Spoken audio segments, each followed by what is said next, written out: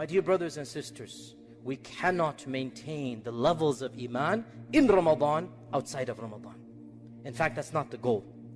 But imagine joining a gym, getting training under the best gym instructor for a month, 2 months, 3 months. You get to your lifestyle, your routine. Now you have, mashallah, tabarakallah, a system. You're going daily, you have everything down. Then imagine that your membership expires, you're no longer able to be a part of that gym.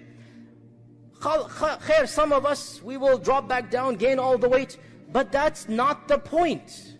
If you cannot maintain the efficiency that you had during that trial membership, at least benefit from some habits. Acquire some wisdom and maintain some of the etiquettes that we did in Ramadan. The goal, my dear brothers and sisters, is that every Ramadan we rise higher and higher and higher. When we flutter back, and we will flutter back, where we end should be higher than where we began the month. That is the goal of Ramadan. So if we rose up, we went 100 notches higher, we flutter back down, we go down to 30, 20, 10, but we stop there. We do not go back to status quo before the month. Then the next Ramadan comes, we go another 100 steps, then we flutter back down, we go down until we're another 10, 20. Now we are double what we were 2 years ago. And then slowly but surely, every Ramadan, we climb up a few ladders, we climb up a few steps, we stay there, we stick to that routine. Next Ramadan we go higher, next Ramadan we go higher. So every Ramadan becomes a boot camp for us.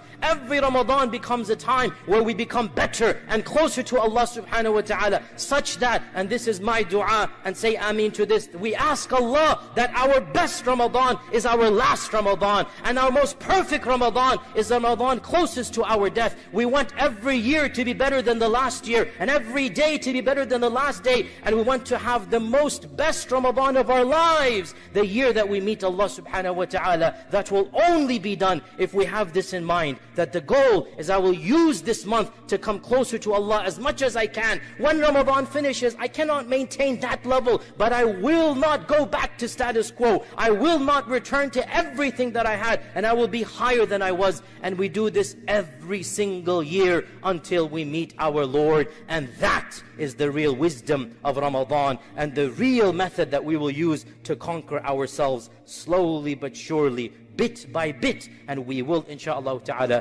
be victorious.